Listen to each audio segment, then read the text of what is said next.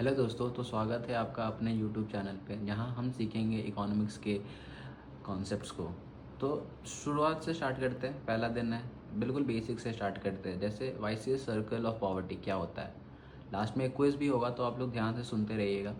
Country के economy में अगर सेविंग्स कम है, अगर सेविंग्स इंसान कम कर रहा है, यानी कि उसका इन्वेस्टमेंट कम हो रहा है।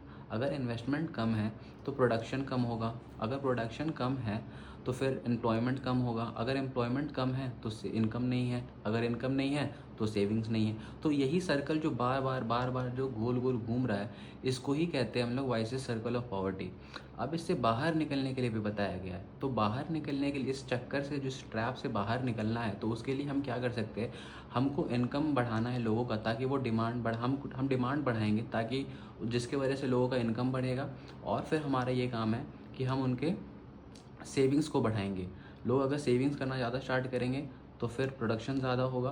प्रोडक्शन ज़्यादा हो रहा है तो फिर एम्प्लॉयमेंट बढ़ेगा और फिर इनकम बढ़ेगा। तो बस ये सिंपल है ना। आपका जो क्विज़ है वो ये है कि आप बताइए कि वाइसियस सर्कल ऑफ पॉवर्टी लेकर कौन आया था।